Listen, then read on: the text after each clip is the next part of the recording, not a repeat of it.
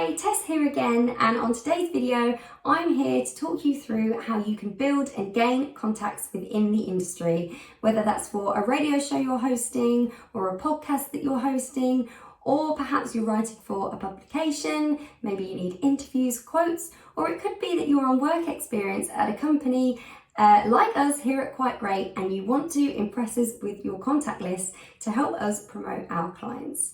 Whatever it might be, there's always a way of gaining more contacts, and there's several ways that you can do this. If you've watched my previous videos on how to get a job within the radio industry or how to get work experience or even how to start your own home basic podcast, then you'll know that all good things take time.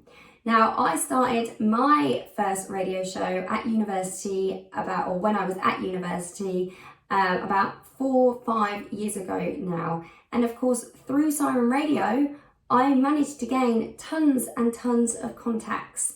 So, you know, if you've got work experience already from a station, or perhaps, I don't know, you already host a show or you've just started, then you'll be able to find contacts through that station. They should have plenty, especially if other shows have got contacts too. But of course, if you're just starting out and you're building that list, there are a number of ways.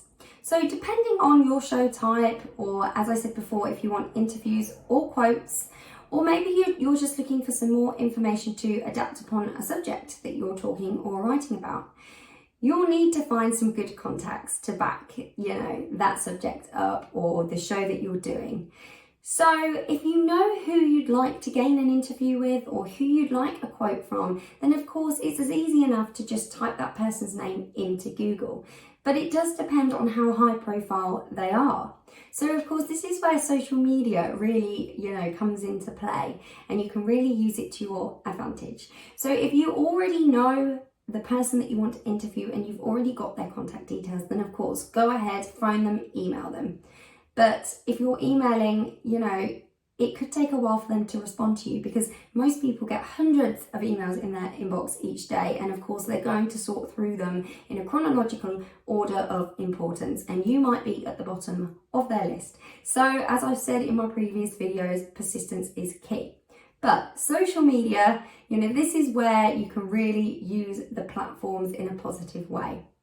Twitter and LinkedIn are great ways of contacting the person that you want to gain an interview with or get a quote from, whether it's an artist, an MP, somebody to do with the environment.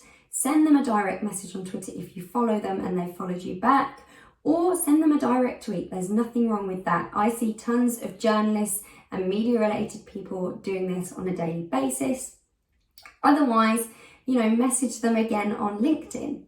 Now, if it's an artist or even a friend or somebody that you perhaps know on a personal level or a professional level, send them a message on Facebook. This is a really good way of gaining their attention, and in my opinion, better than sending emails sometimes, because you are more likely to get a response.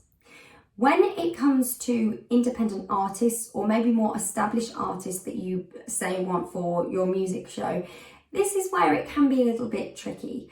Some independent artists run their own social media platforms, and you'll find a lot of the time that they do, because they like to engage with their audience and those that want to help promote their music. But sometimes they will be a part of a PR company and somebody will be running their social media platforms for them. We do a lot of that here at Quite Great, and there's nothing wrong with that.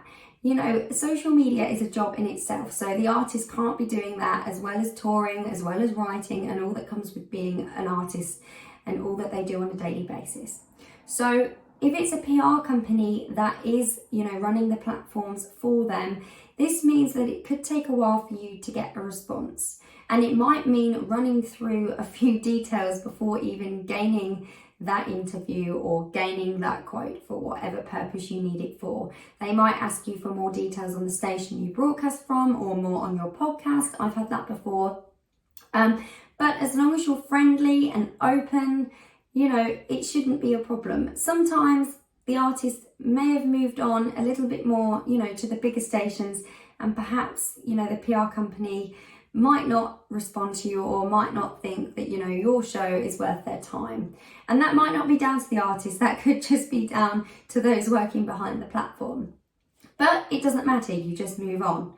But if the artist is running their social media platforms, they are more than likely to get back to you. But as I keep saying, persistence is key.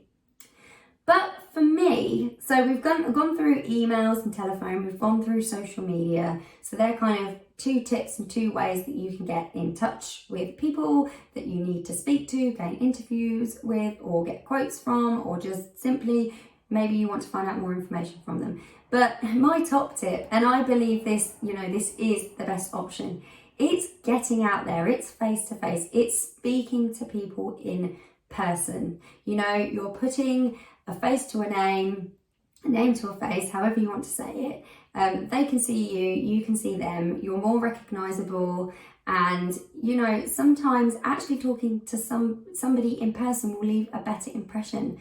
So I've spoken about going to events, you know, doing on location reports in my previous videos, and I really think this is a great way to gain contacts. And each time that you attend the same event or different events, you're going to meet new people and you're going to gain better contacts. Honestly, it's the best way, and I found this to be the best way.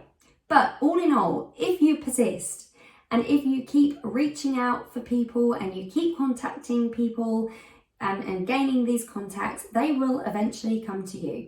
I find now that I'm getting PR companies come to me, I'm getting independent artists come to me through emails. I've set up my own professional email account for my shows, so I really recommend you doing the same, because then it looks professional, and also all of your emails and contacts are in one place, so you know where to find them when you need to go back to find them again, or you know, because you might use these contacts again and again.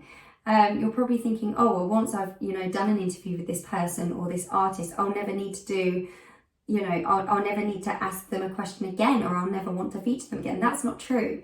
You know, artists are always going to have new music coming out, they're always going to have a new tour, there's always going to be something for you to promote.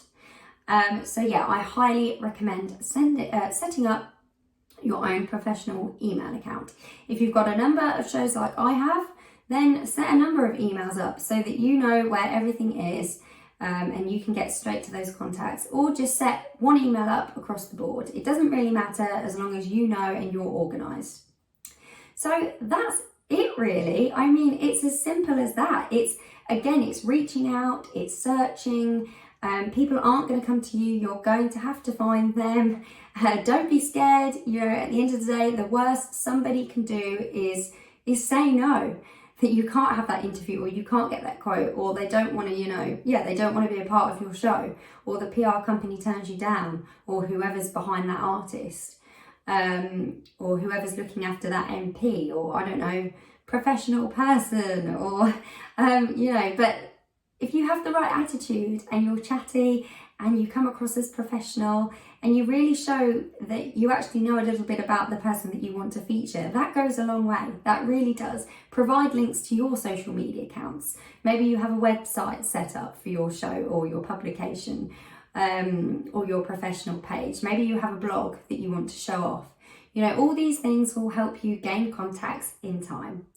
I hope you found this video, as I say, helpful. I always say this, I really hope you found it helpful. Again, it's only the basics that I'm giving you, but that's all you need to get started. So please take what I've said on board. Give Quite Great a follow on social media. If you need to ask us any questions, please do.